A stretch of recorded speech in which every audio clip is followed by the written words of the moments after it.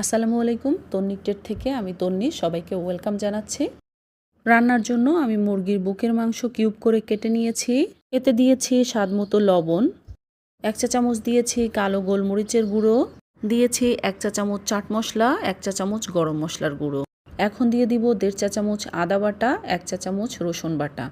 তারপরে একটা লেবুর রস আমি এর মধ্যে দিয়ে দিব।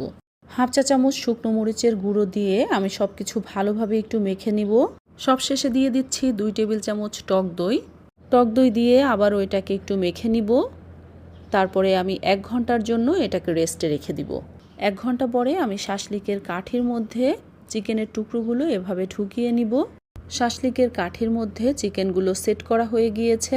চুলায় প্যান বসিয়ে দিয়েছি। এখন এর মধ্যে দিয়ে দিব বাটার। তারপরে এর মধ্যে চিকেনের কাঠিগুলো একটা একটা করে সেট করে দিব। দেখুন, চিকেনটা দেখেই বোঝা যাচ্ছে চিকেনটা কত সুন্দরভাবে হয়েছে, কালারটাও কত সুন্দর এসেছে। এখন একটা গ্রিন সস বানিয়ে নিব। ব্লেন্ডারে 3টা কাঁচামরিচ, 1 মুঠো ধনিয়া পাতা, 1 মুঠো পুদিনা পাতা নিয়ে ব্লেন্ড করে নিব। পানি ঝরিয়ে আমি এখানে 1 কাপ টক দই নিয়ে নিয়েছি। দিয়ে দিয়েছি 1 চা চামচ গোলমরিচের গুঁড়ো, স্বাদমতো লবণ, 1 চা চামচ চাট মশলা, আর নিয়ে নিয়েছি 1 টেবিল চামচ পরিমাণে গ্রিন সস। এখন সব কিছু ভালোভাবে মিক্স করে নিব। দিয়ে দিয়েছি 1 ক্যান স্টারলাইজড ক্রিম।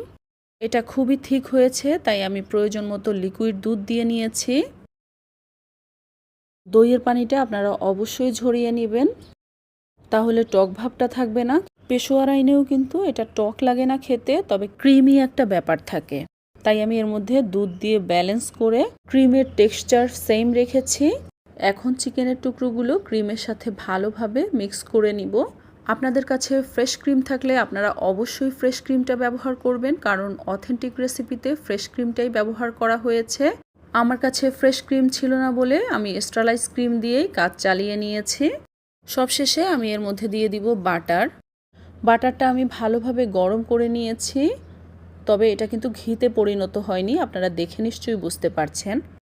আপনারা জানেন মুরগ মাখনলায় অনেক বাটার দেয়া হয়, তাই আমিও দিয়েছি। আর টেস্ট ব্যালেন্স করার জন্য আমি সামান্য পরিমাণে চিনি দিয়ে সব কিছু ভালোভাবে মিক্স করে নিয়েছি। সার্ভিং বলে আমি সার্ভ করে নিয়েছি, আর এর উপর দিয়ে আমি আরও কিছুটা বাটার দিয়ে দিয়েছি। দেখুন, দেখতে কতটা লোভনীয় হয়েছে, আর এটা খেতে কিন্তু অসম্ভব মজা হয়েছে। যদিও এটা অথেন্টিক রেসিপি না, তবে এটা কোনো অংশে অথেন্টিক রেসিপির চেয়ে কম মজা হয়নি। এবার ঈদে আপনারা এটা ট্রাই করে দেখতে পারেন। দেখবেন এটা খেলে সবাই আপনার রান্নার প্রশংসা করবে।